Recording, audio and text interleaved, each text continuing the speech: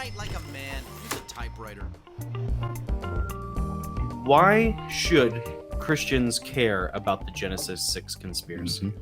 Well, yeah, I think it's a very, very good question. And I think I would start with maybe a little bit further downstream on the answer and kind of work back. And so there's two things that ministers, priests, churches don't tend to teach and don't teach a lot about. If they do, for the most part, that's prehistory and prophecy. And so they're not preparing people for the end time. So if we are in the end time, and I think we are in the fig tree generation, Yes. I'm not predicting any dates, but I think we're in that fig tree generation. We don't know how long that generation is. It could be 70 years. It could be 120 years. It could be a generation as described as 40 years. And then you need to be able to pick the start date. So, and I think Jerusalem may very well be that fig tree sign that starts it. So, but even if we weren't, and even if you weren't sure, but you always want to be watching as Jesus instructed us, then you have to be able to teach prophecy. The difficulty with teaching prophecy is it is as extraordinary, supernatural as is the Genesis 6, 1 through 4 aspect. And what's even more interesting, fascinating for me, is that if you want to understand prophecy in its fullest extent, you have to understand prehistory.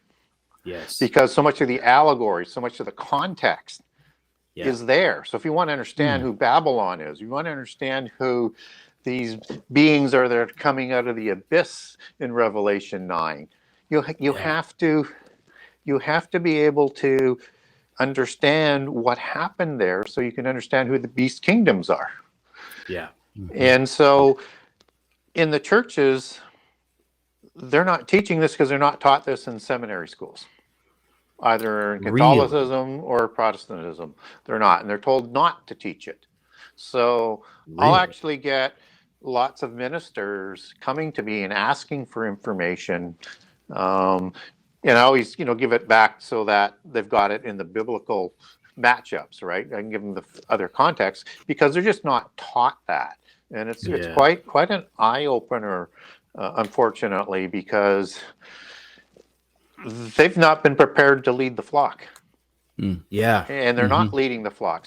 So if we're in one of the birth pangs today, as in the pandemic, which is one of the 4 birth pangs, which you have to understand what that means and how it fits into the end time, we ought not to be surprised then that we've had no leadership from any of the churches, for the most part, all around the world. You have some exceptional ministers and priests here and there, but that's the exception. So we ought not to be surprised at that. So if you want to learn about what affects the world today, you have to learn about prehistory and history.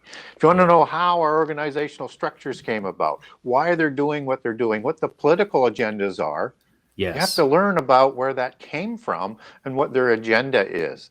And that began for me with trying to figure out, how do these darn giants in Genesis 6, 1 through 4 fit into prophecy, and what the heck are they doing in the book anyways? Why are they in there in the first place? Well, it sounds like so much of somebody's understanding of prehistory hinges on Genesis 6.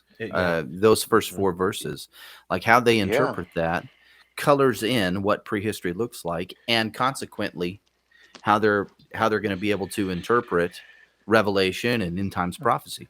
Well, and what's really interesting is what churchgoers are told about those 4 verses. They're told that the sons of God aren't angels. Sons of Seth. Right? They're either Sethites or it's the sons of God in the New Testament, except that humans can't create giants, right? But then the sons of God in the New Testament is a prophecy of the resurrection and a gift from the Spirit, so that we can be adopted like sons of God, like angels, because we have human fathers. And there's like 15 verses that go with it that build that for you. First John, now are we the sons of God? And then they say, well, giant is an exaggeration. Well, you know what? Right. It probably should have been in Genesis 6:4 translated as Nephilim to be accurate, but the understanding of that word was giant. And so either way, if you look up the definition for giant, it means a bully, a tyrant, a giant, and a tribe of giants. And these were the men of renown and the mighty ones. So what fits with the definition in the context? And it's giant.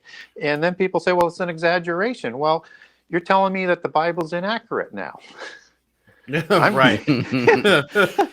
Well, and doesn't Good luck with that. doesn't the Greek translation of that? So Nephilim is a Hebrew word, and then the Greek translation of it in the Septuagint is gigantos, which obviously is where we get the word giant. But that word, that Greek word, can also be translated as earthborn.